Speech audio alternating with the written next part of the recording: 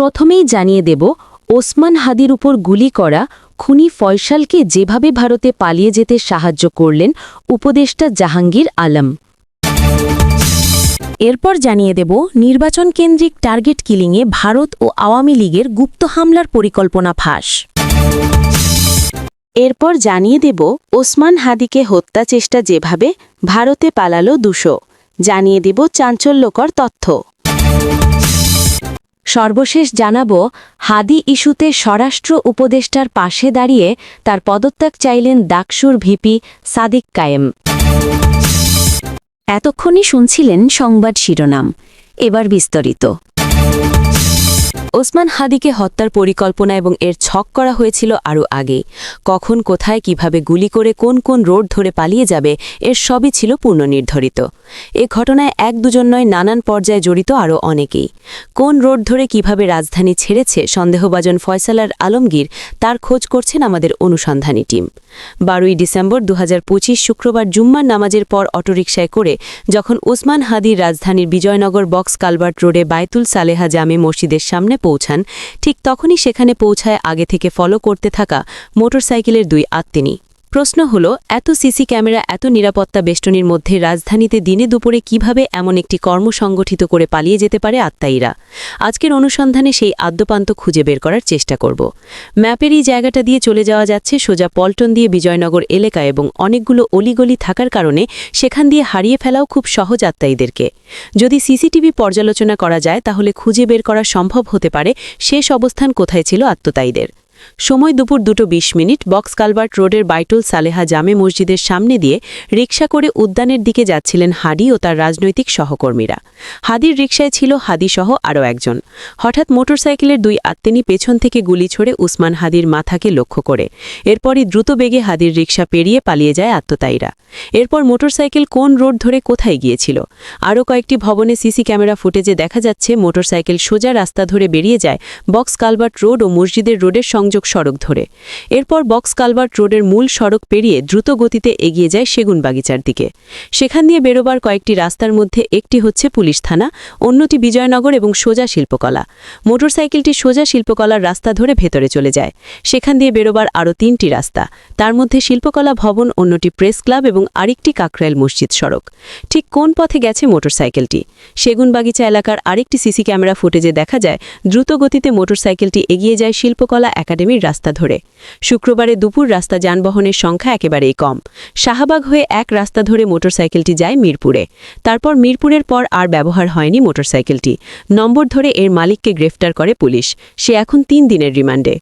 ইনকালাব মঞ্চের মুখপাত্র শরীফ উসমান বিন হাদির উপর হামলাকারী ফয়সাল করিম মাসুদ ওরফে দাউদ খানের স্ত্রী ও শালকসহ 3 জনকে আটক করেছে র্যাব।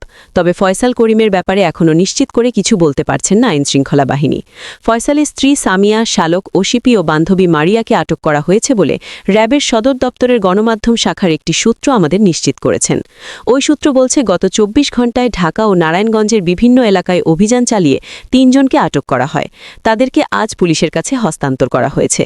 এদের নিয়ে আজ পর্যন্ত সর্বমোট 6 জনকে আটক করেছে আইনশৃঙ্খলা রক্ষাকারী বাহিনী। 3 জনের মধ্যে ফয়সালের স্ত্রী ও শ্যালক ছাড়া অন্যজন অর্থাৎ ফয়সালের বান্ধবী মারিয়া সাবারের জাহাঙ্গীরনগর বিশ্ববিদ্যালয়ের পাশের এলাকার গ্রিন জোন নামক একটি রিসর্টের কর্মচারী। জানা গেছে কিলার ফয়সাল ও তার সহযোগী আলমগীর উসমান হাদিকে গুলি করার আগে ওই রিসর্টেই অবস্থান করছিল। অন্য একটি সূত্র বলছে, ইনকালাব মঞ্চের মুখপাত্র শরীফ উসমান বিন হাদিকে হত্যার চেষ্টার ঘটনাটি দীর্ঘ পরিকল্পনার ফসল। কারণ খুনের চেষ্টাকারীরা কৌশলে তার পাশে দীর্ঘদিন ধরে অবস্থান করছিল এবং হাদিও তাদের উপর আস্থা রেখেছিলেন।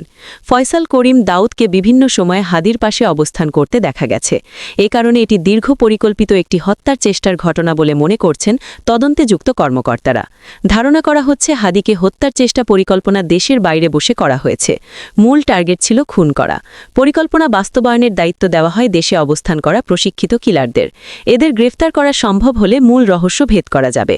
তবে পুলিশের দায়িত্বশীল একটি সূত্র জানাচ্ছে সন্দেহভাজনরা এর মধ্যে গোয়েন্দা জালে উঠে এসেছে। এখন তাদের হেফাজতে নেয়ার সময়ের ব্যাপার মাত্র। সন্দেহভাজনদের তালিকায় রয়েছে 7 সদস্যের একটি প্রশিক্ষিত দল।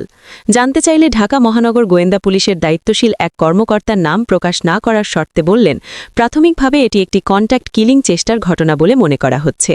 এ ঘটনায় এখন পর্যন্ত বিভিন্ন সিসি ক্যামেরার ফুটেজ দেখে 7 জনকে সন্দেহের তালিকায় রাখা হয়েছে। এর মধ্যে অনেকেই গ্রেফতারের কাছাকাছি পর্যায়ে। একটি সূত্র মতে হাদির উপর হামলার ঘটনায় দুবাইতে অবস্থান করা এক শীর্ষ সন্ত্রাসী যুক্ত থাকার আলামত মিলেছে। এই সন্ত্রাসী সম্পত্তির 2 দফা ভারতে গিয়েছিলেন এমন তথ্য রয়েছে। ওই সন্ত্রাসীকে একটি পক্ষ হত্যার কন্ট্যাক্ট দেয়, তারপর দুবাইতে বসে হাদির উপর হামলার নির্দেশ দেন তিনি। সূত্রমতে অনেক আগে থেকেই তার হয়ে কাজ করে আসছিল ফয়সাল করিম দাউদ। দাউদ শার্প শুটার হিসেবে পরিচিত। তিনি সর্বশেষ ঢাকা মহানগর উত্তর ছাত্রলীগ সাবেক সভাপতি এবং আদাব ছাত্রলীগের সভাপতি হিসেবে দায়িত্ব পালন করেছেন। জুলাই বিপ্লবের পর নিষিদ্ধ সংগঠনটির পক্ষে ঝাটিকা মিছিল, চোরাগুপ্তা হামলা ও বৈঠকে সক্রিয়ভাবে অংশগ্রহণ করেছেন। এমনকি ভারতে পলাতক মৃত্যুদণ্ডপ্রাপ্ত শেখ হাসিনার নেতৃত্বাধীন সরকারের সাবেক স্বরাষ্ট্রমন্ত্রী, মৃত্যুদণ্ডপ্রাপ্ত আসাদুজ্জামান খান কামাল ও দলটির সভাপতিমণ্ডলীর সদস্য ও প্রভাবশালী নেতা জাহাঙ্গীর কবির নানকের সঙ্গেও তার ঘনিষ্ঠ সম্পর্ক আছে বলে গোয়েন্দা সংস্থার বিভিন্ন সূত্র নিশ্চিত করেছে। গোয়েন্দা তথ্য বলছে হাদির উপর হামলার প্রেক্ষাপটে সবচেয়ে চাঞ্চল্যকর তথ্যগুলোর একটি হল জুলাই বিপ্লবের ফলে ফয়সালের ব্যাংক অ্যাকাউন্টে বিপুল অঙ্কের লেনদেন হয়।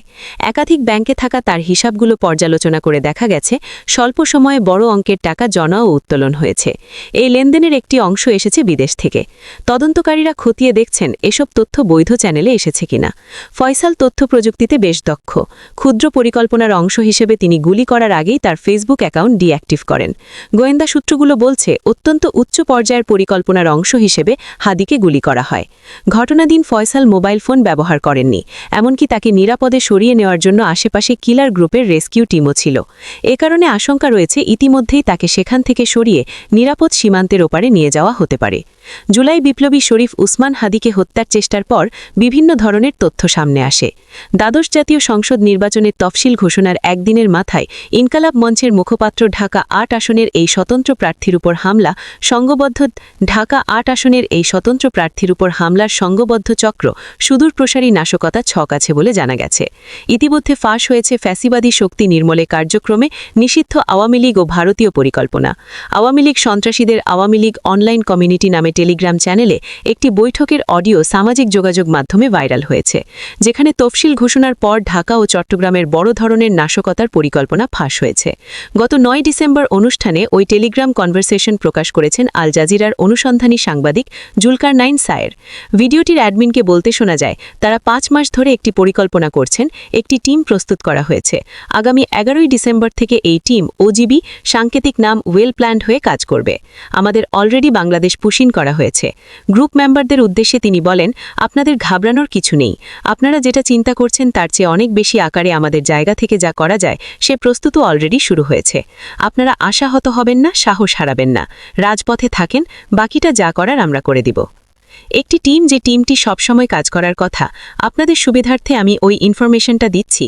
আগামী ১১ তারিখ থেকে আমাদের যে টিম, যে কি বলবো, ওয়েল প্ল্যান যে টিম আমাদের কেজিবি, আমি নাম সহ বলে দিয়েছি, সেটি অ্যাক্টিভ হবে আগামী 11 তারিখ থেকে। দর্শক, এতক্ষণ সংবাদটি শোনার জন্য আপনাদেরকে ধন্যবাদ। আর